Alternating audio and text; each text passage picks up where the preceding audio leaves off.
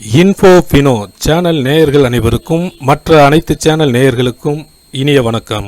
நாம் இந்த வீடியோவில் கணக்கன்பட்டி சித்தர் அவர்களின் வாழ்க்கை வரலாற்றை பார்க்க இருக்கிறோம். வாங்க வீடியோவுக்கு போலாம். கணக்கன்பட்டி சித்தர் இவர் திண்டுக்கல் மாவட்டம் பழனியில் பிறந்தார். இவருடைய இயற்பெயர் பழனிசாமி என்பதாகும்.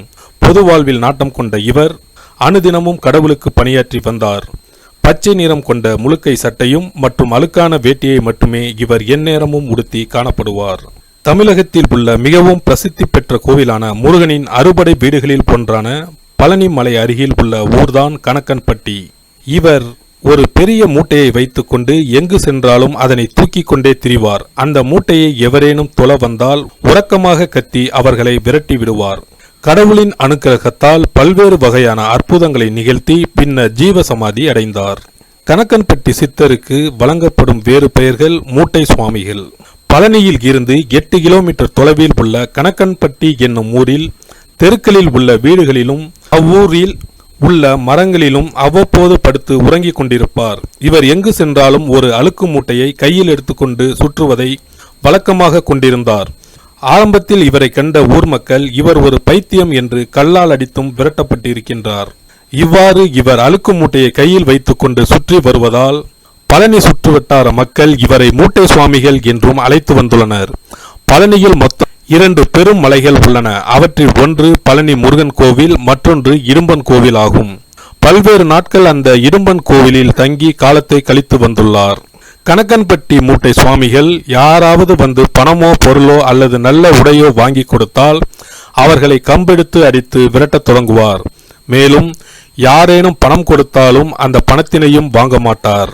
வெளிநாட்டில் இருந்து வந்த தம்பதி ஒருவர் தன்னுடைய மகனுக்கு வாய் பேச முடியாமல் அவதியுற்ற நிலையில் பழனிமலை முருகனை தரிசிக்க காரில் சென்று கொண்டிருந்தனர்.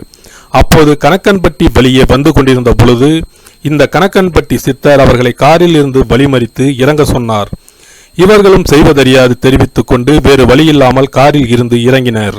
உடனே இந்த கணக்கன்பட்டி மூட்டை சித்தர் காரில் இருந்து இறங்கிய பெண்மணியிடம் எதிரில் இருக்கும் கடையில் போய் ஒரு பிரியாணி வாங்கி கொண்டு வா என்று கூறியிருக்கிறார்.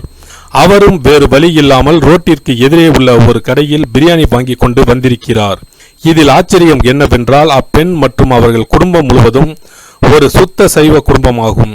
பிரியாணியின் சுவையை பிடிக்காமல் மூக்கை பிடித்துக் கொண்டு பிரியாணி வாங்கி வந்தார் அந்த பெண்மணி. பிரியாணி வாங்கி வந்தவுடன் சித்தரானவர் அதனை உன்னுடைய மகனுக்கு கொடு என்றார். தடுமாற்றத்துடன் அந்த பெண்ணோ தான் வாங்கி வந்த சாப்பாட்டு பொட்டலத்தை பிரித்து பார்த்தார். என்ன ஒரு ஆச்சரியம்! பிரியாணி வாங்கி வந்த அந்த பொட்டலத்தில் சாம்பார் சாதம் இருந்தது. இதனை கண்டு ஆச்சரியமடைந்த அந்த பெண் மற்றும் அவரது குடும்பத்தார் அவரது காலில் விழுந்து வணங்கிவிட்டு பழனியை நோக்கி சென்றனர். வாகனம் ஓட்டிக்கொண்டிருக்கும் பொழுதே எதிரில் ஒரு வாகனம் வேகமாக இவர்களை நோக்கி வந்தது. அப்போது அதனை கண்ட அந்த சிறுவன் அம்மா வண்டி வருகிறது என்று கற்றத் தொடங்கினான். இதுவரை வாய் பேசாதிருந்த தன்னுடைய மகன் அந்த சித்தரை கண்டதும் வாய் பேசியதை கண்டு ஆனந்தமடைந்து அவரை மறுபடியும் வந்து வணங்கிவிட்டு சென்றனர். இவ்வாறாக கணக்கன்பட்டி சித்தர் வரலாறு பல்வேறு சுவாரஸ்யமான செய்திகள் இந்த சித்தரை கண்ட பின்பு நடந்துள்ளதாக எண்ணற்ற மக்கள் கூறுகின்றனர். தற்போது கணக்கன்பட்டி சித்தரின் சக்தியை அறிந்து பல்வேறு ஊர்களைச் சேர்ந்த மக்கள் மற்றும் வெளிநாட்டினர் தினமும் அவரை பார்க்க படையெடுத்து செல்கின்றனர். இதனால் எந்நேரமும் கூட்டமாக காணப்படும் நிலையில் தினமும் பூஜைகளானது செய்யப்பட்டு வருகிறது.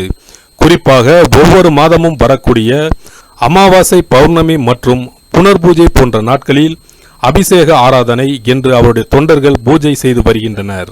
கணக்கன்பட்டி கோவில் காலை 6 மணி முதல் மதியம் 1 மணி வரையும், மாலை 4 மணி முதல் இரவு 8 மணி வரையும் இக்கோவிலின் நடை திறந்திருக்கும். மேலும் காலை 7 மணிக்கு சிறப்பு மண்டல பூஜைகள் இங்கு நடைபெற்று வருகிறது. கணக்கன்பட்டி சித்தர் மூட்டை சுவாமிகள் என்று அழைக்கப்பட என்ன காரணம் என்பதை அடுத்த வீடியோவில் காண்போம். ஓகே ஃப்ரெண்ட்ஸ், இந்த வீடியோ பிடிச்சிருந்தா லைக் பண்ணுங்க, ஷேர் பண்ணுங்க, சப்ஸ்கிரைப் பண்ணுங்க, பக்கத்தில் இருக்க பெல் ஐகானை கிளிக் பண்ணுங்க. நன்றி, வணக்கம், வாழ்க வளமுடன்.